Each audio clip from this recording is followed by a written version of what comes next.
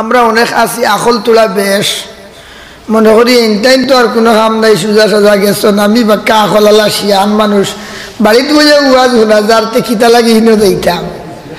আরো গুরু আছি যাইতাম নি গেলেও তো চান্দা উপরে বলি দিব বাবা হল বাই হল ওলা আসেন নি না আসেন না, যাইতাম নি গেলেও কিবা আরো চান্দা উপরে পড়ি দিব তো খাম নাই যাইবা। আল্লাহ ও মুসলমান,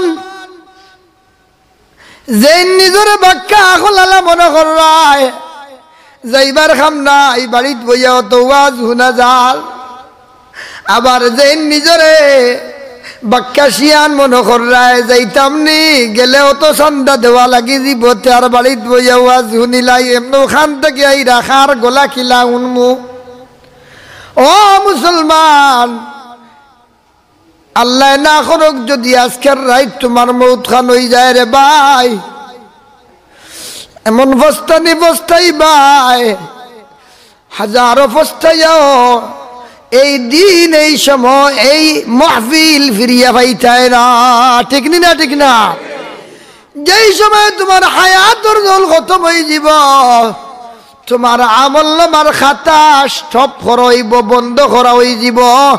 তোমার ডাইনে বাউ যে ফেরেশতারা তোমার নাকি বদিরে আমল লেখতা এরার ডিপটি রিটায়ার্ড হয়ে যাব, এরার দায়িত্ব শেষ হয়ে যাব,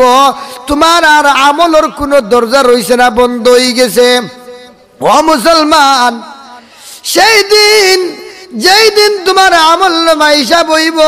সেই দিন হইবা রে হায় রে হায় গেরাম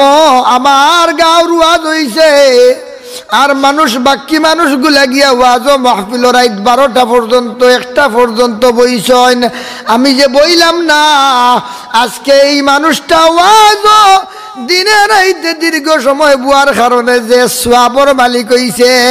যে পরিমাণ তার গুনারে খাটাইছে মিটাইছে গুনাহ মাফ করাইছে, আর যে পরিমাণ হে নেকির নেকি পাইছে নেকি পাইছে, হায় রে হায় যদি আমি সেই দিন এই মাহফিল খানো থাকতাম আমি হয়তো নেক আমলের দিক দিয়ে থোড়া গইলাম মানে গুনাহ আর মাফ হইল নে,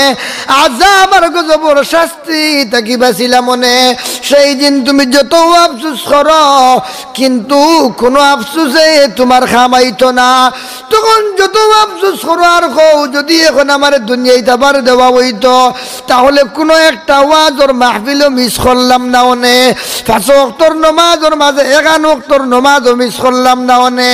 আগর ঘরের সুন্নত নফল সব পড়িলাম অনে, ওয়াজর মাহফিল গিয়া আমার সামর্থ্য অনুযায়ী যা থাকলো অনে আল্লাহর রাস্তা দিলাইলাম অনে। সেই দিন যত আফসোস করলে যে যত আফসোস করো না কেন কিন্তু সেই দিন ফিরিয়া আড়াইতো না, ঠিক না ঠিক না?